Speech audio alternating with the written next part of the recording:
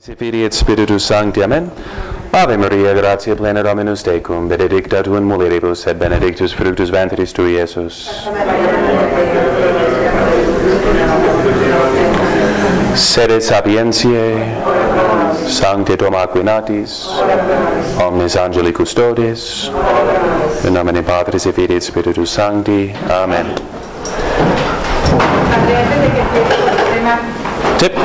Sí, primero si tienen preguntas, el tema que tengo para hoy, creo que nunca les he expuesto al tema de fuera de la iglesia, no hay salvación. ¿No? Ok, entonces hay muchas distinciones importantes, mucha confusión, no solamente hoy en día, sino desde hace siglos, como la iglesia nos ha señalado del indiferentismo, este peste que arruina la integridad de la fe y de la cristiandad. Entonces, pero primeramente siempre que tengan preguntas, adelante. Acuérdense que no hay preguntas tontas, menos las que lo son, ¿ok? Entonces, con confianza, yo les digo, sí, ok. A ver si no me regañan. No sé si se me durmió el gallo en la homilía, pero ¿por qué a San Antonio se le adjudica el que le encuentre novio a la mujer? Bien, puede ser. Pues yo creo que por extensión de ser el patrón de objetos perdidos, entonces también se suele rezar mucho a San José, por eso también, como él fue escogido milagrosamente cuando floreció su vara, ¿no? Su báculo. Luego dicen que hay que ponerlo de cabeza. Eso es como de las italianas, ¿no? Son muy duras, por eso como amenazan a los santos. De hecho hacen eso, cada año se liquefica la sangre de San Genaro, Januarius San Genaro de Italia, y si no, entonces ocurre este milagro que ocurre cada año a su fiesta. Entonces normalmente cae un castigo sobre el pueblo, ¿no? Un terremoto o algo. Entonces tienen mucho miedo que no ocurra.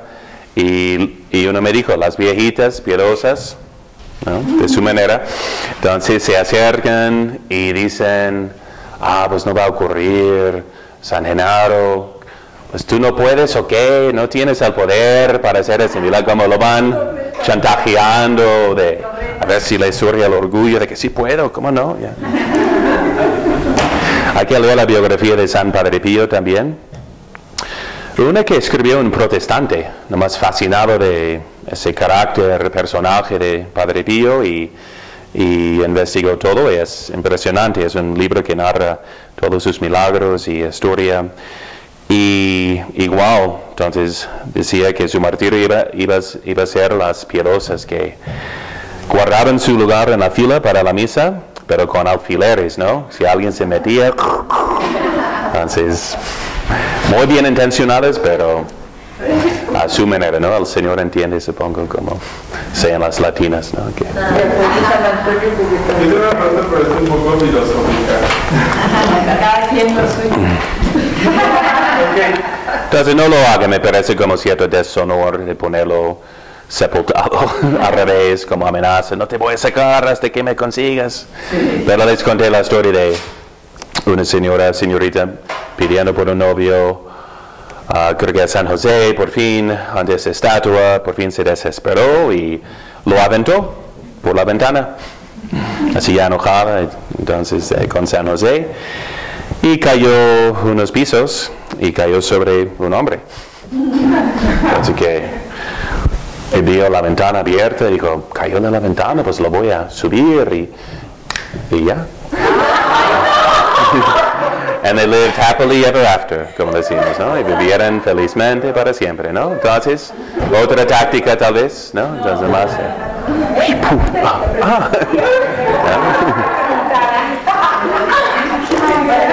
Si Cúpido usa las flechas, pues ¿por qué no una estatua? Puede ser. ¿Cómo? ¿Bajar? ¿Está bajando? Mejor. ¿Ya? Chaparrito.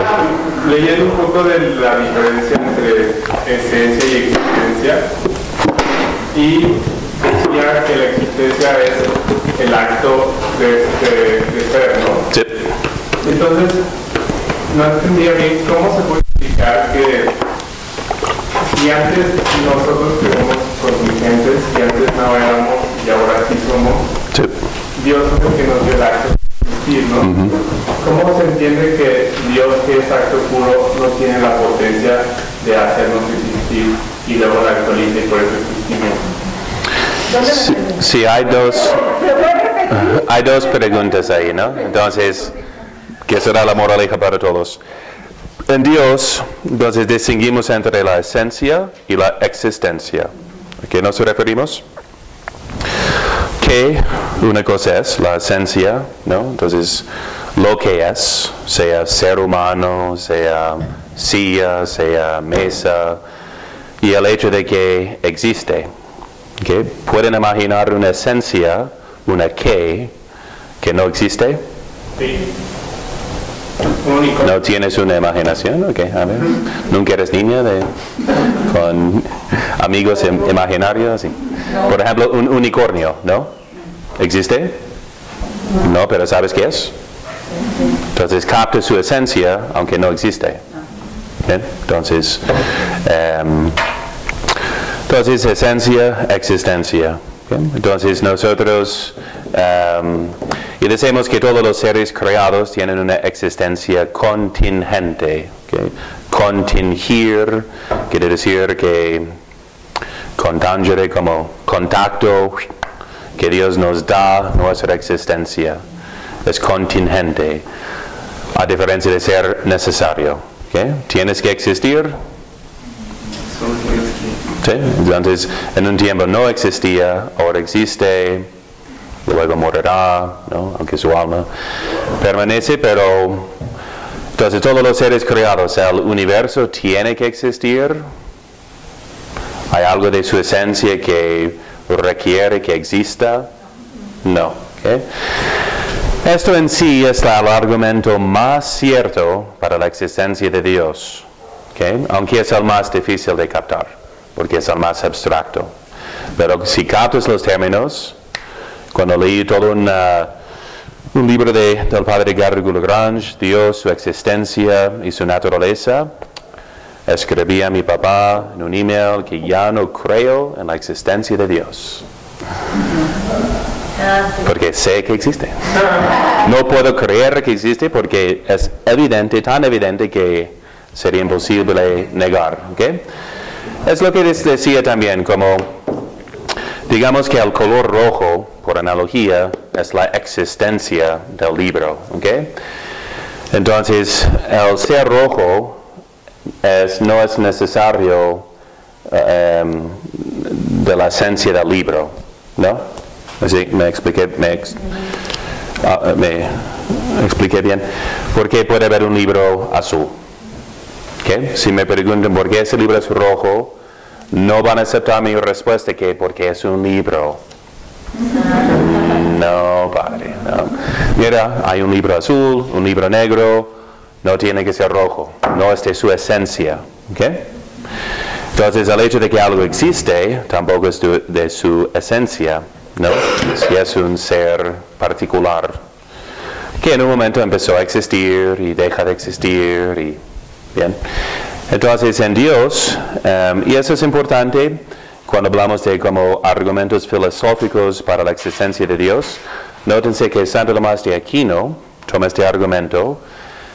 Entonces si vemos seres existentes particulares, ¿de dónde viene su ser? ¿De dónde viene su ser? Si su esencia no explica por qué existen. Entonces, la única explicación como causa suficiente será el ser mismo, que llamamos Dios.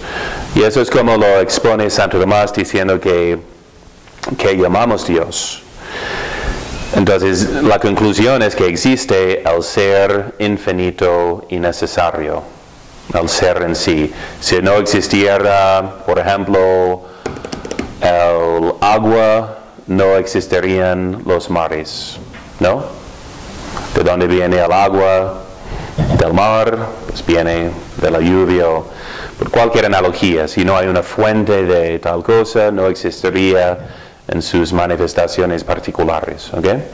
Entonces, para que no pensé porque cómo vamos a no tenemos que contestar el argumento, pero ¿quién creó a Dios? No, como si fuera otro ser que existe, que creó estos seres.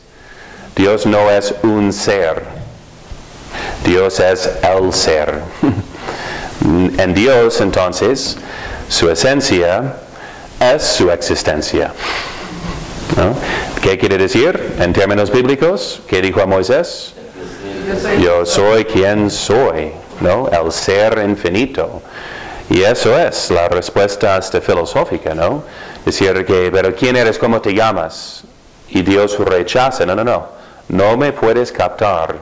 No soy un Dios de este pueblo, a diferencia de los dioses de otros pueblos. Yo soy el que es. Entonces no me puedes captar ni me puedes nombrar. Porque por nombrar, es esa esencia, ya entiendo, comprendo, cabe en esta categoría. Y con Dios no hay una categoría, sino el ser mismo, ser infinito. Entonces, ¿me siguen? ¿Sí? Yeah. Entonces, si entendemos eso, es imposible que un ser contingente exista sin que exista el ser mismo. Como es imposible que tengamos el marcador rojo sin la fuente de tinta roja, ¿no? Yeah. Entonces, la segunda pregunta es más complicada, que es de cómo es que Dios crea sin actualizar una potencia en sí. ¿Okay? Entonces es un poco más difícil de captar potencia y acto, pero en Dios, pero lo leímos un día, ¿no? En esas pláticas, Dios es actus purus, ¿okay? Es pura actualidad. Eso dijimos, ¿de qué estábamos hablando esta vez? De que es inmutable, que cuando hablamos del amor de Dios, del odio de Dios. Entonces, en cuanto lo entiendas como una emoción, con moción, con movimiento, no es Dios. Estás imaginando, ¿okay? Dios no ama emocionalmente, como tampoco odia emocionalmente, como nosotros con un cambio corporal y okay. Entonces, todo eso es metafórico en ese sentido, pero que existe por excelencia en Dios espiritualmente, ¿okay? Y tenemos la analogía de amor espiritual, ¿no? Cuando sientes, por ejemplo, ira, odio a los defectos de tu otra hija que no está aquí, ¿okay? Entonces, porque la amas, ¿verdad? Entonces, sientes odio a una persona si amas a esta persona, ¿no? En el caso de tu hijo, odio a sus defectos, ¿no? Porque detesta que no realiza su potencia de ser bueno. ¿Okay? Entonces, y dijimos en eso, citamos los dogmas diciendo que Dios es inmutable. Si hubiera un cambio, entonces ya tiene algo que no tenía antes. Y eso no es Dios, ¿no? Entonces Dios es tan omnipotente que puede... Entonces, hasta la palabra, todo es por analogía, ¿no? Porque omnipotens, capaz de todo fuera de sí, pero no hay no se actualiza en sí. Si fuera así, no sería Dios, no sería perfecto, ¿okay? Y eso es importante, nomás acuérdense del dogma, porque según la teología de proceso, ¿no? Progreso, todo es cambio. Es como de Hegel, ¿no? El filósofo se dice así, Hegel, que decía que todo es un proceso con un tesis, antítesis y la síntesis y entre ser y no ser y el hacerse y todo eso aplican. Eso fue la inspiración para el marxismo también, ¿no? Es importante entender eso, ¿no? Esa falsa dicotomía. Y porque el enemigo es táctica muy de la izquierda, ¿no? Entonces, por ejemplo, antes de las elecciones, en muchos países hay una crisis, de repente, o una guerra, o algo. Entonces, para crear una reacción y ya buscar un término medio, pero a su provecho, ¿no? Es la táctica de 2 pasos adelante, 1 atrás, para seguir avanzando, dando la impresión de que estamos resistiendo y cuando todo se hace más y más liberal, ¿no? Cada año, aunque ganamos una elección, más o menos el tren sigue yendo a la izquierda, ¿okay? Que no nos confundamos, ¿no? Porque los principios son suyos y falsos, ¿no? Como la iglesia, por ejemplo, ¿no? Hay gente conservadora que lucha para que se ponga un poco de latín en la misa, ¿no? Como Kyrie eleison, que ni es latín, ¿no?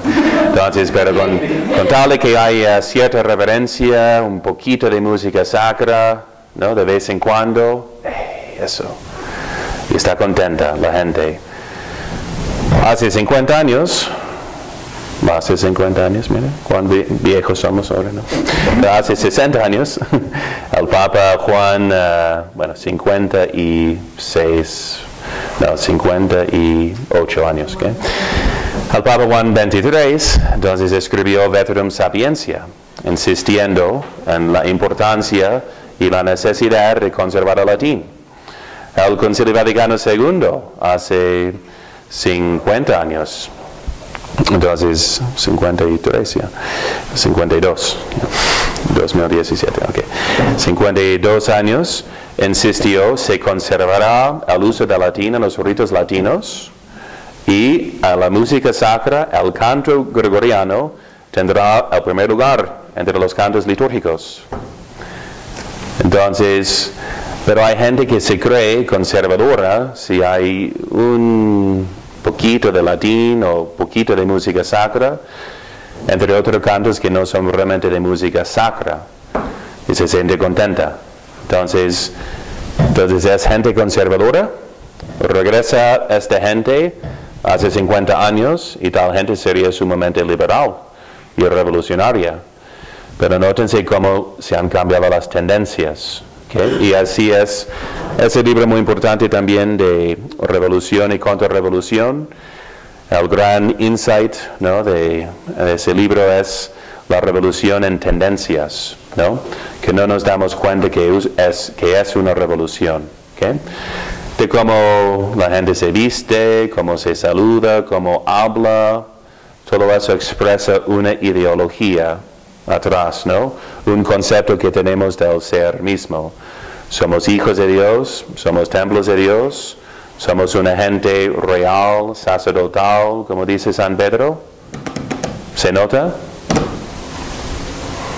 ¿No? Si hablamos de llamándonos con apodos de animales brutos, ¿no? De macho cabríos, de bueyes. Eso implica que somos hijos de Dios. Tenemos algo de formalidad para mostrar reverencia, respeto en todas nuestras costumbres. Si no, entonces eso es como la ideología se propaga sin palabras. ¿Okay? Bien. Ok, bien. ¿De qué estaba hablando? Entonces, es difícil sin más preparación filosófica, entonces explicar. Pero es ad extra, entonces Dios puede causar un cambio fuera de sí sin tener un cambio dentro de sí, ¿sí? Sin que los efectos sean necesarios en sí, aunque sean necesarios según su providencia, ¿no? Cuando hablamos de la predestinación también, que hay un libro de la vida que tienen los nombres escritos. ¿Quieren verlo? A ver si nombre está. A ver. Al índice, ¿cómo te pides? Está muy chiquito, ¿no? Eso me asusta mucho, ¿no? Entonces, pero entonces el hecho de que Dios ha escogido impone necesidad de que uno se condene, ¿no? Porque le da la gracia suficiente, ¿no? Si decimos que Dios sabe también el futuro, sabe quién no responderá a las gracias suficientes que les da. Okay. Entonces, temas difíciles de entender, ¿no? Por eso no los vamos a tratar esta noche, pero nada más acuérdense que el dogma es que Dios es inmutable, de modo que no hay un cambio en Él, mientras haya Él causa lo que se cambie por fuera. A ver si hay una analogía. No me ocurre en ese momento. Bueno, a veces dicen como el sol se cambia en cuanto al calor, luz, digamos, que emite. No. Pero eso es en la analogía, me acuerdo del padre Garrigou, ¿no? Pero hay un cambio en los efectos. Como salimos y nosotros nos quemamos, ustedes no tanto. Pero eso cuesta tanto, ¿no? Este bloqueador, me llamó la atención. Es para turistas, ya. Okay. Entonces, a uno le quema, a otro no. Entonces, según las circunstancias, ni toca a todos. Uno se esconde de la luz. Pero la luz se cambia, siempre está emitiendo la misma luz y calor, pero los efectos son diferentes. ¿Okay? Ahí está una analogía ¿bien? Okay. ¿Más preguntas? Así se puede enterrar San Antonio al revés y cómo explicar la inmutabilidad divina. A ver, algo entre esos. Bien. ¿No? Muy bien.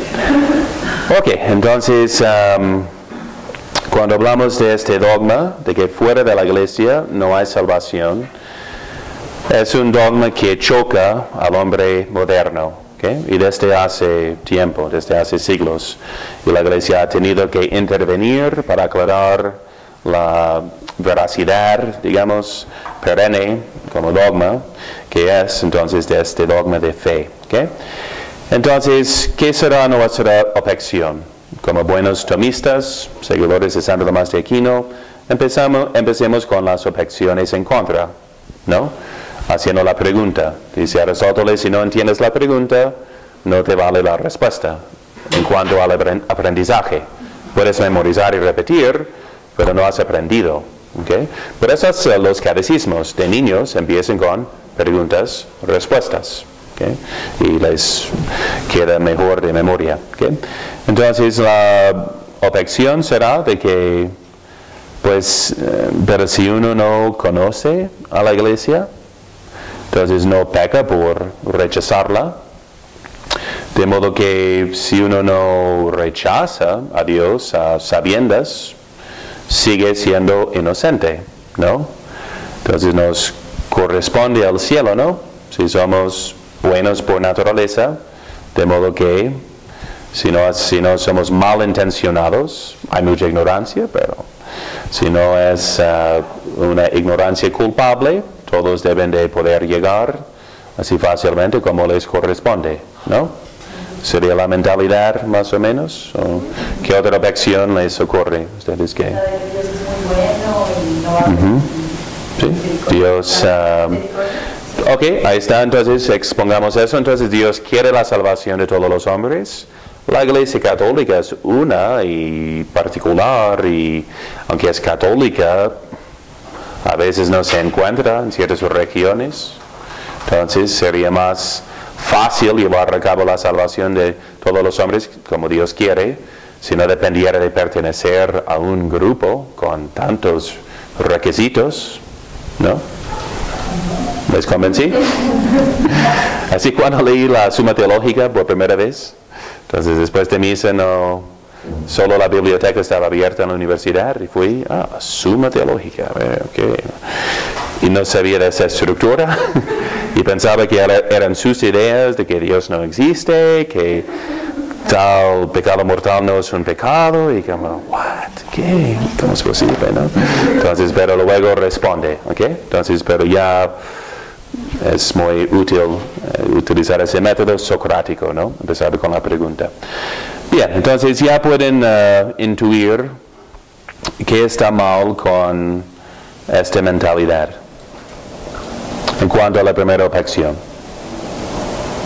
¿Somos buenos por naturaleza? No. Okay. Si fuéramos buenos naturalmente, okay, ¿por qué no somos buenos por naturaleza? Por el pecado original, que nos pone en un estado peor que natural. Okay. De modo que el detalle es que nunca ha existido, ni jamás existirá, un hombre natural, ¿no? Entonces, porque el primer hombre estaba en gracia y con dones preternaturales y con una vocación sobrenatural. Cuando perdió la gracia, ¿se quedó como hombre natural? No, sino como hombre herido, ¿no? Todavía con una vocación sobrenatural que no puede realizar. ¿Okay? Entonces, y es la siguiente pregunta filosófica es, entonces, ¿qué sería el fin del hombre natural? Eso me fascinó en el seminario y no encontré una respuesta que me satisfizo porque somos compuestos de alma y cuerpo y el hombre por naturaleza muere porque lo que es de materia se descompone con tiempo. El hecho de que iba a vivir para siempre era por un don preternatural que tal vez fue comunicado o iba a comunicar por el fruto de la vida, por ejemplo. Entonces, ¿en qué nos quedamos? Si somos esencialmente alma y cuerpo, pero vamos a perder el cuerpo, ¿no? Que necesitamos para pensar y ser totalmente felices, ¿no? Es un cierto misterio. ¿No parece que puede existir un hombre natural y él tiene un alma espiritual? Puede, es nomás que es su fin más bien, ¿no? Puede existir y va a morir, pero Aristóteles y Santo Tomás dice que a su fin será, Dios va a proveer para que funcione el intelecto en el alma separada. Pero si es por intervención, eso no es tanto por la naturaleza. Entonces, ¿cómo queda sin poder pensar un alma como incógnita, digamos? Pero el espíritu no es el suyo sobrenatural. No, un alma racional es natural. Igual un ángel. Entonces el ángel no le corresponde al ángel, tampoco al cielo por naturaleza, sino por vocación. Su beatitud o felicidad, bienaventuranza natural sería de contemplar como puros espíritus. Pero ser espíritu no es ser partícipe de la naturaleza divina. Entonces, ¿cómo? Como igual los ángeles siguen siendo espíritus, los ángeles caídos o rebeldes, pero nada de participación en la naturaleza divina. ¿Okay? Entonces, por el pecado original somos peores que la naturaleza, que no nos, y la divina naturaleza no nos corresponde. Entonces la naturaleza divina, la felicidad divina, la gloria divina no corresponde a ninguna criatura, ni angélica, ni humana, ni nada. ¿Bien? Entonces, ¿preguntas? ¿Queda claro? ¿Okay? Entonces, sí, es bueno no pensar que entonces, y luego, ¿qué es el plan? Dios es justo y misericordioso, quiere la salvación de todos, hasta Adán y Eva. Entonces, Él provió por Adán y Eva después de la caída. ¿Qué provisiones les hizo para su salvación?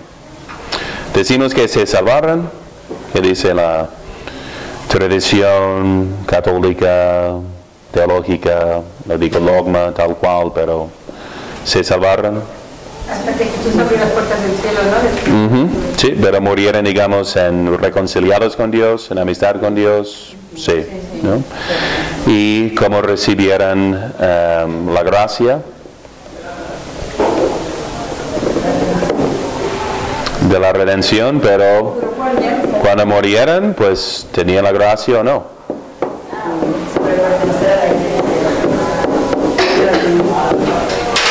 ¿Qué pasó? Pues sí, no, exacto. Pues sí, no. Sí, no, y pues. ¿Cómo? ¿Ok? ¿Cómo la recibió María Santísima? Anticipadamente. Por el Espíritu Santo, pero por la misión de la Virgen María. Sí. Entonces todo proviene de la cruz de Cristo, de sus futuros méritos, ¿okay? Que ellos recibieron de anticipación. Pero ahí entonces entra la omnisciencia de Dios, que sabe todo, sabe lo que va a hacer en el futuro y puede aplicar, como les prediqué en esta plática sobre la maternidad espiritual, que el obispo Guillermo Emanuel Ketteler recibió la gracia de su conversión en vista de los futuros méritos de una monja que recibió su conversión en el día que ella nació. No mereció nada por nacer, ¿no? Pero Dios ya sabe todo, ¿bien? Entonces, Cristo como persona divina es el único que puede ganarnos la gracia, así como causa eficiente, digamos, por ser persona divina, ¿no? Bien. Entonces se aplica antes. Pero, ¿qué requería Dios de Adán y Eva y todos los del Antiguo Testamento para que recibieran esa gracia? La fe, ¿no? La fe, igual la esperanza y la caridad. ¿Okay? Entonces, la fe, ¿cómo recibían la fe? Hubo revelación, incluso del mediador venidero.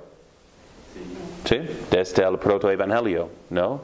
De que iba a venir, pues, una mujer con su semilla, iba a aplastar la serpiente, ¿no?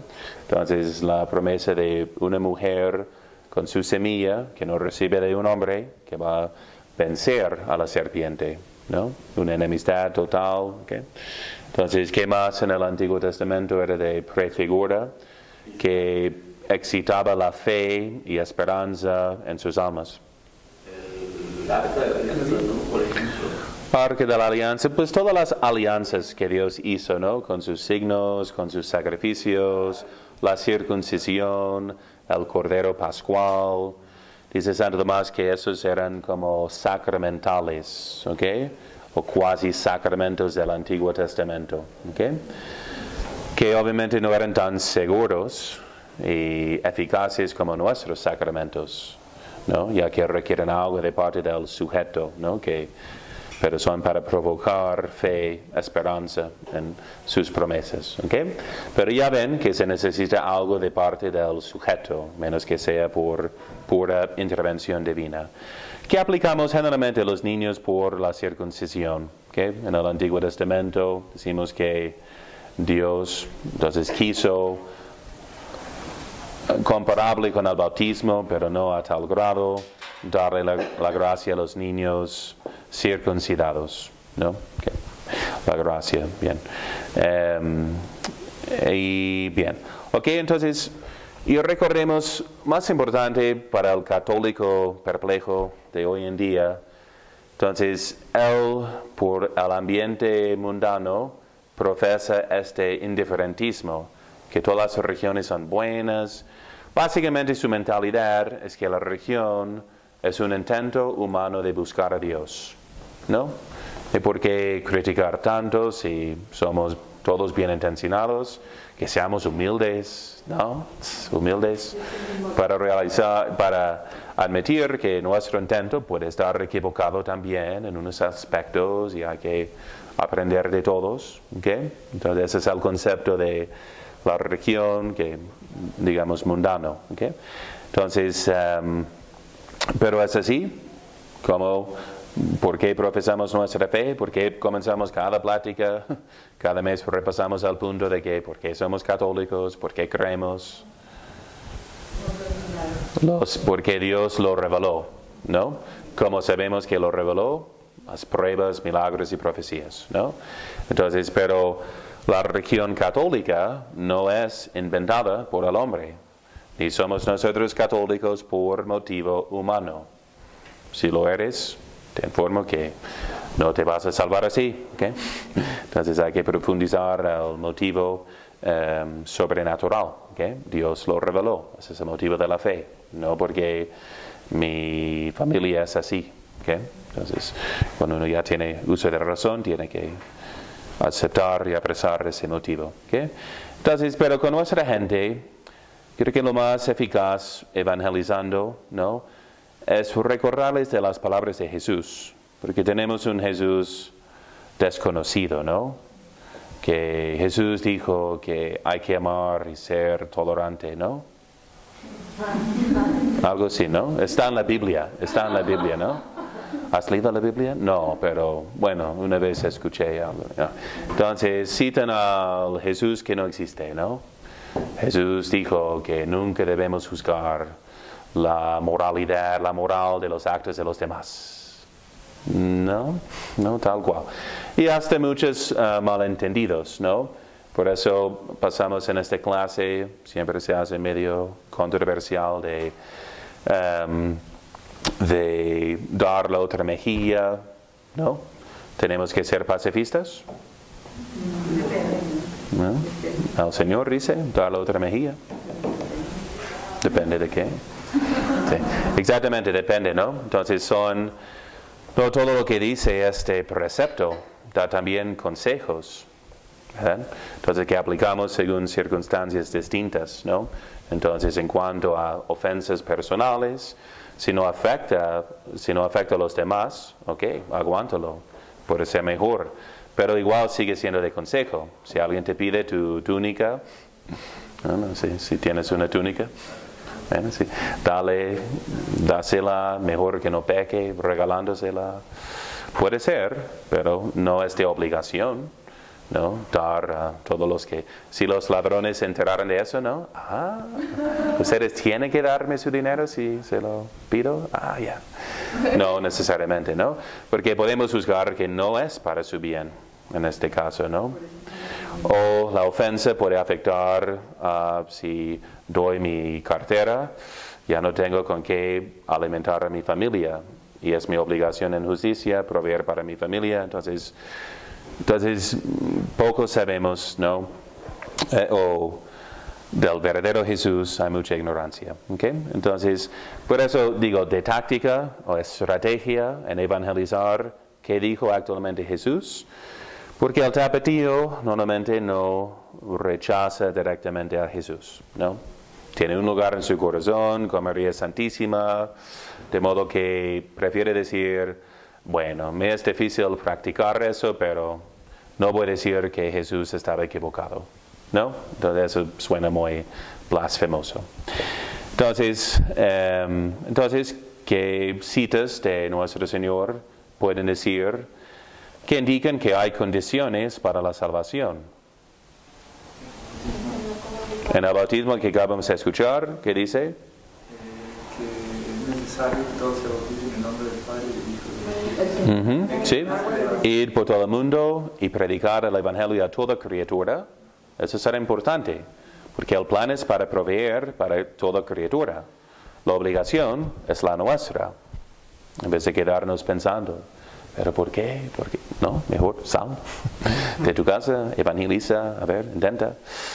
El que creyere y fuere bautizado se salvará, mas el que no creyere se condenará. ¿Okay? Según esta frase, ¿qué es necesario para la salvación? Creer, ¿okay? Y ser bautizado. El no creer, entonces condena. ¿Okay? Y vamos a ver que eso es por una necesidad de medios, ¿okay? Para darles una pista, un poco de lo que viene de soluciones. Vamos a distinguir, ¿no? La iglesia sabe todo, entre medios de precepto y medios de necesidad, ¿okay? De modo que vamos a tomar en cuenta de que si alguien no pertenece a la iglesia formalmente como miembro visible, no por su culpa, por no haber rechazado ese precepto, ¿okay? No es culpable. Y no es una necesidad de medio absoluta pertenecer visiblemente a la iglesia, pero de pertenecer a la iglesia espiritualmente, sí. Okay, vamos a ver que lo que tiene que llevarse a cabo es una divinización, digamos, del alma. Que la salvación no es exterior.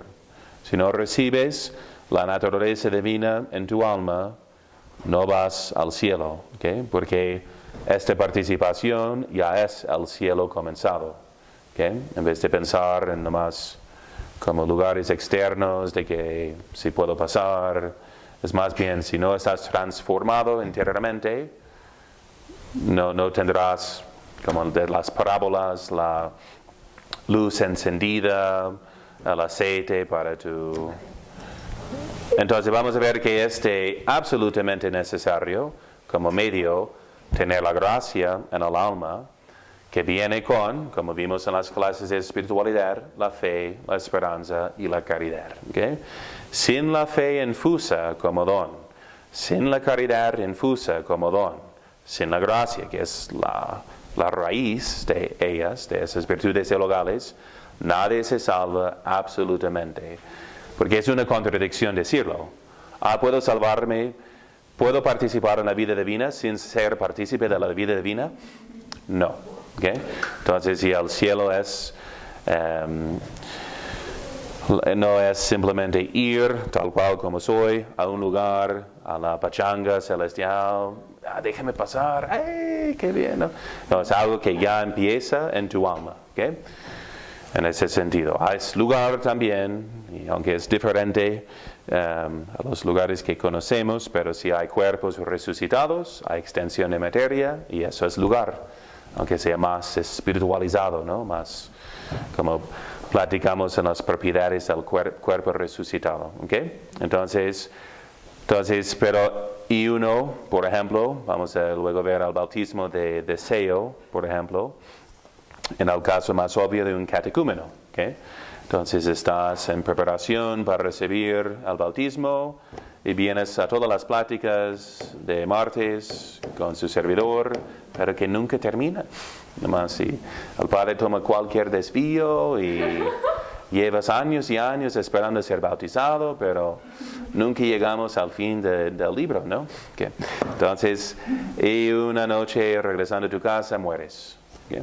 Entonces, él quería recibir el bautismo, ¿okay? Y eso se llama el bautismo de deseo, diciendo que, dice la iglesia en sus dogmas, que fue salvado por fe en el sacramento en vez de por el sacramento de fe. ¿Okay? Dios puede infundir, como saben por analogía, si uno está en pecado mortal, ¿puede recuperar la gracia santificante antes de confesarse? Sí. ¿Y cómo?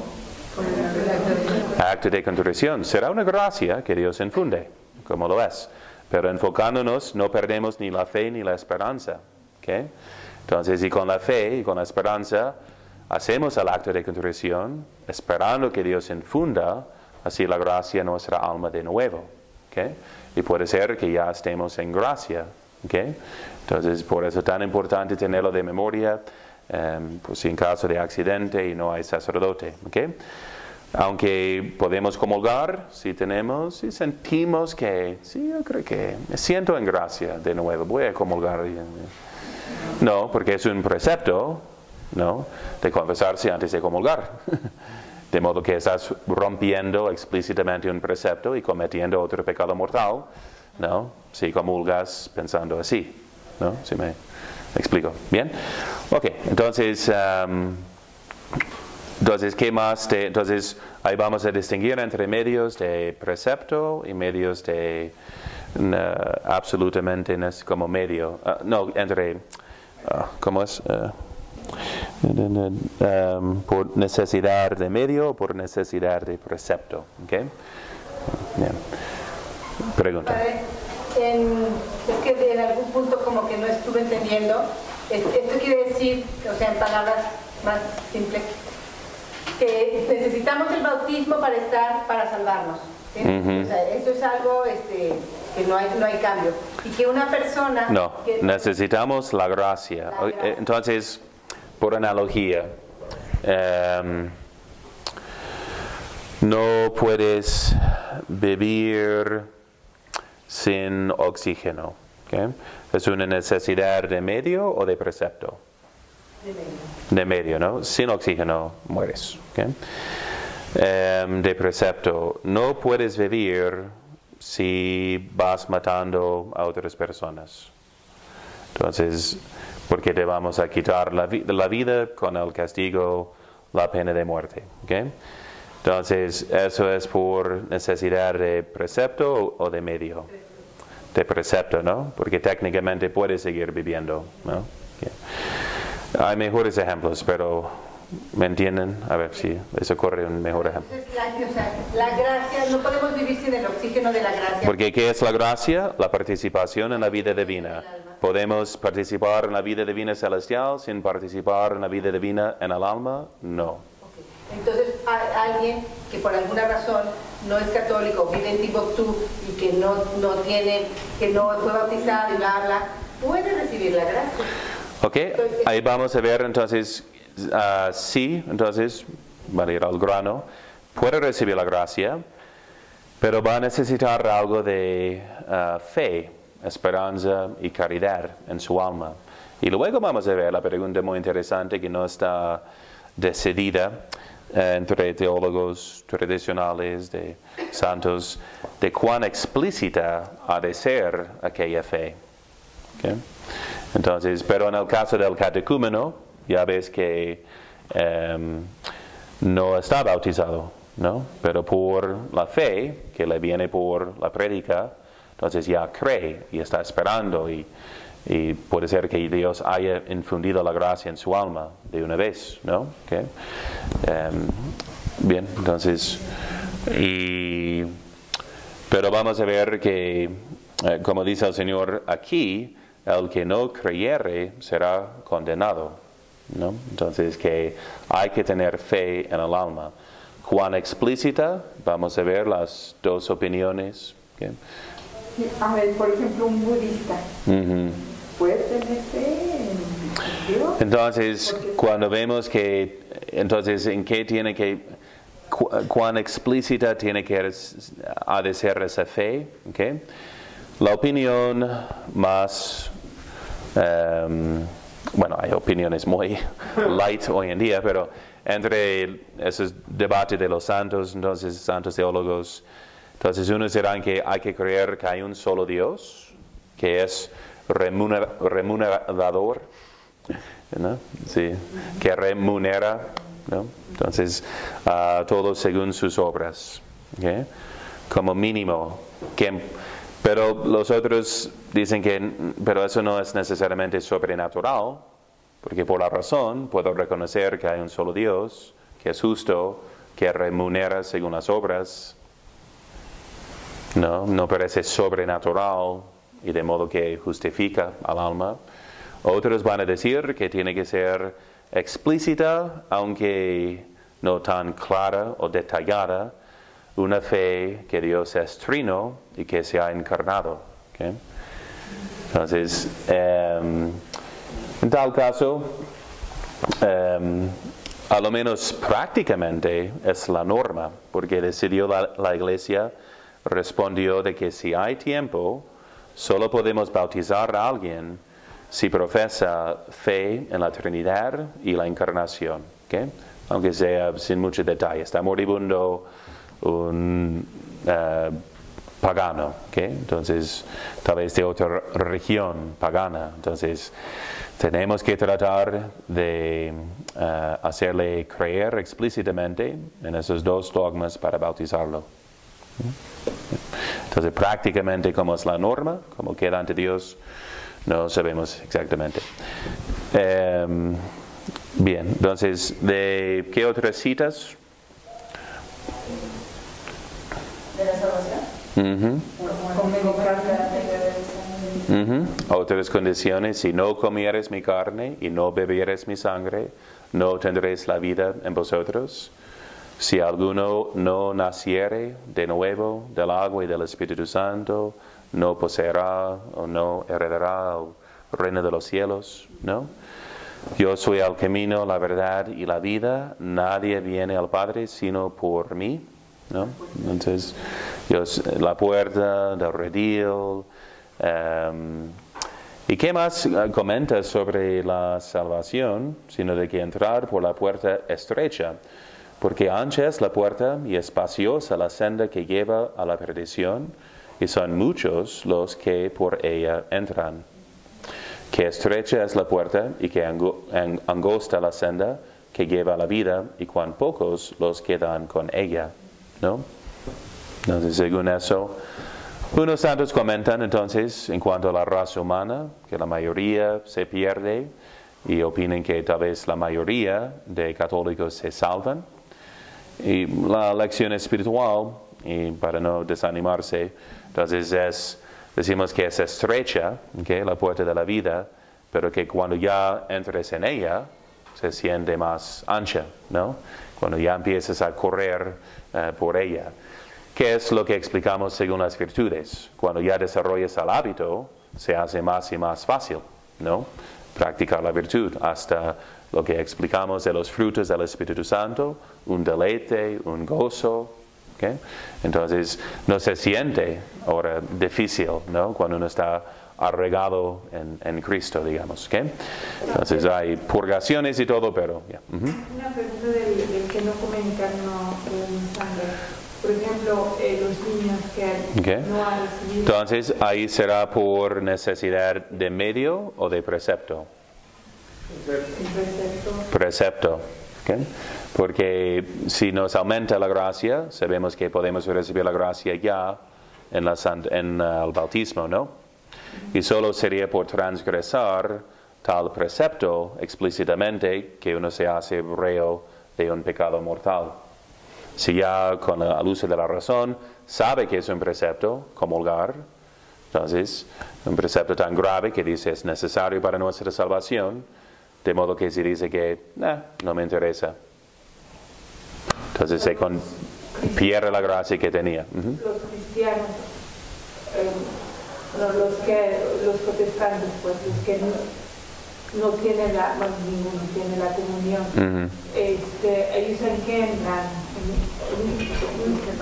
sea, yo sé que hay dos grupos, unos que eran católicos y los... Entonces, en el caso simplemente de un adulto, en cuanto a transgresar el precepto, está consciente de ello, ¿okay? Pero entiende la diferencia de que aunque no transgresa el precepto, ¿okay?, ha recibido la gracia. En el caso del protestante, si su bautismo es válido, como, bueno, son tantas sectas distintas, pero en las comunidades comunes generalmente es la misma fórmula trinitaria y por ende válida, ¿okay? Entonces, sabemos cómo reciben la gracia, ¿okay?, pero cuando la pierden, cómo la recuperan, sin sacramentos, ¿okay? Actos de fe, esperanza, contrición, caridad. Pero ahora existe el precepto de que investiguen, el precepto de la naturaleza, de que busquen la verdad. Entonces podemos hablar de la ignorancia vencible o invencible, pero si tienen uso de razón, ¿por qué creen en el protestantismo? ¿Por qué creen? Porque si van pensando, van a ver que no hay un motivo razonable, ¿no? La Biblia sola. ¿De dónde viene la Biblia? ¡De Dios! ¡Cállate! Pues aquí dice, según San Mateo, según San Marcos, no veo el autógrafo de Dios. ¿Dónde lo firmó? ¿Dónde está? Entonces, ¿quién dice que la Biblia es palabra de Dios? La Iglesia, que la compuso. Entonces, si no fuera, o si no el instrumento, digamos, ¿no? Entonces, si no creo en la Iglesia, ¿por qué debo de creer en la Biblia? Y de hecho, muchos protestantes se dan cuenta con tiempo. De modo que eran los primeros de hacerse liberales, ¿no? Y me acuerdo de un día discutiendo con uno, presbiteriano muy liberal.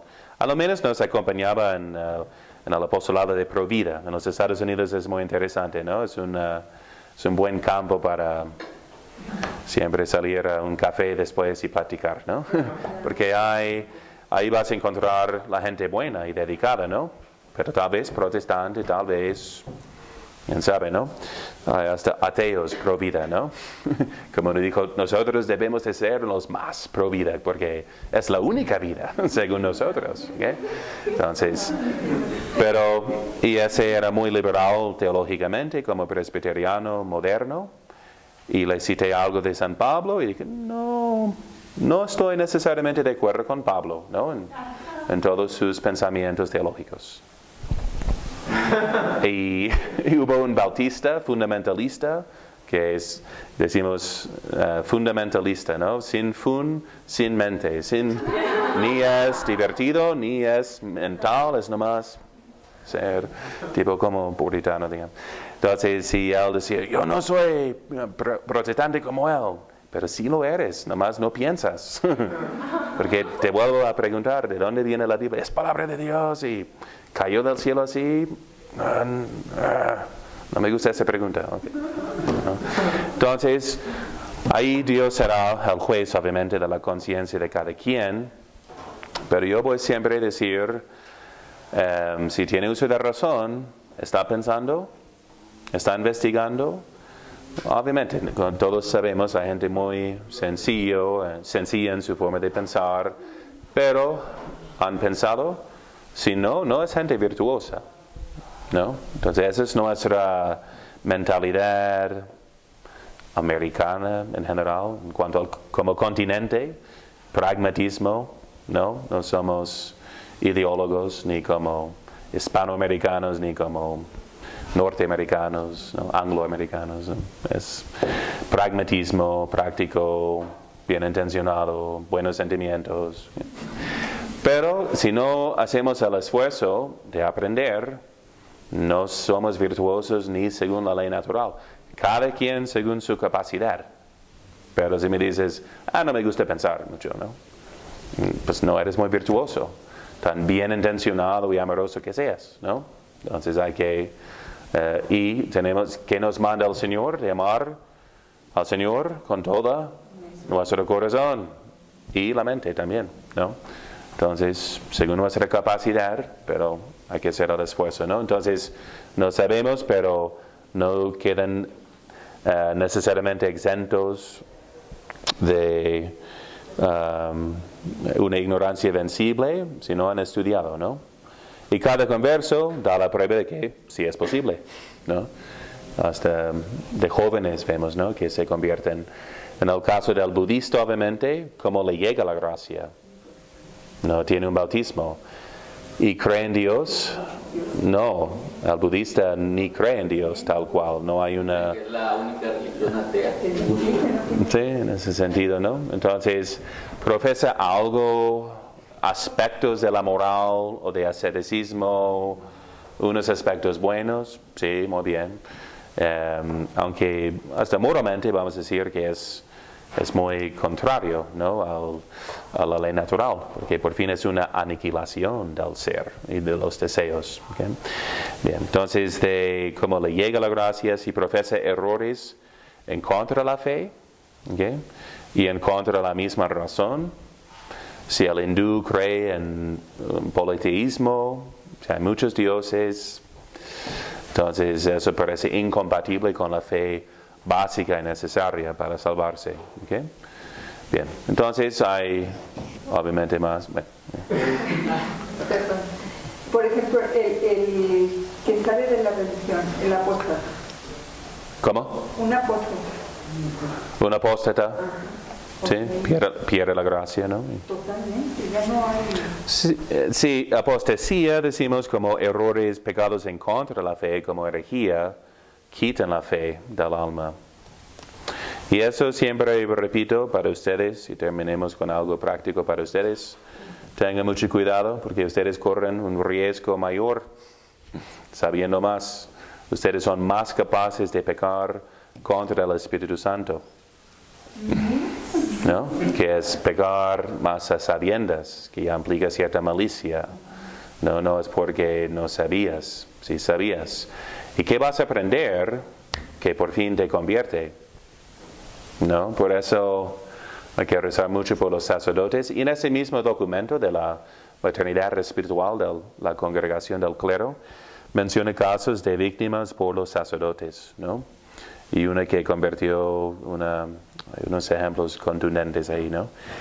Pero son los más difíciles a veces de convertir. Si se vuelven malos, no pecamos por ignorancia, ¿no? Hay un progreso y vamos aprendiendo con tiempo, pero si sabe y todo lo que hace es grave también, ¿no?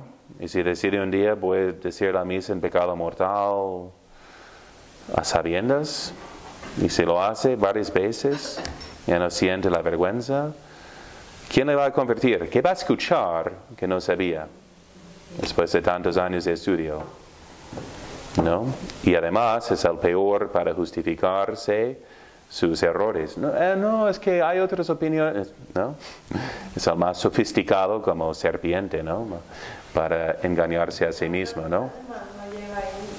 Sí, entonces hay que rezar mucho por los sacerdotes y que ustedes sean siempre muy humildes, ¿no? Pero digo que era la moraleja de no pecar a sabiendas, ¿no? Nosotros que sabemos, ¿ok?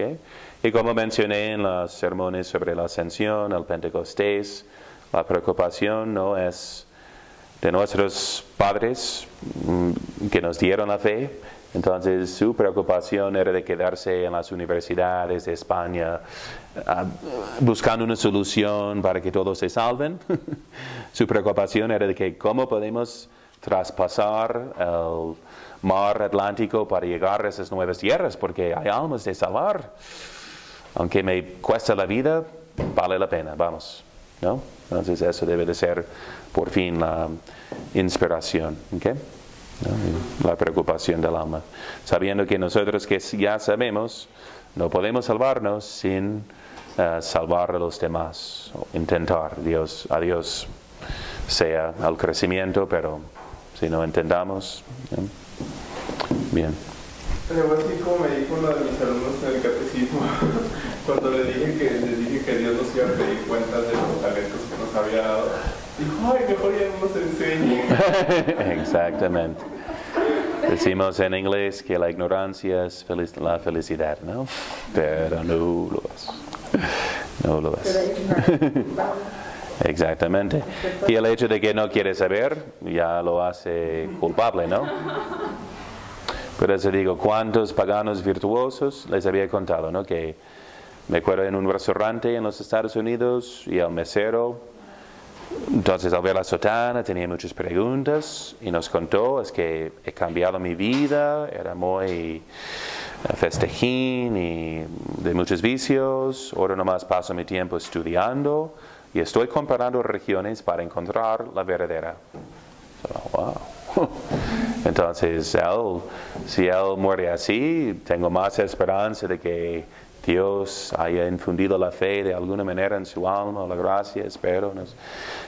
Dios sabrá, pero de cuántos investigan, ¿no? Cuántos dicen que, no, pero quiero ver la voz, ¿no? Entonces no voy a perder mi programa de tele para leer libros de religión, ¿no? ¿Es una persona virtuosa? No. Bien.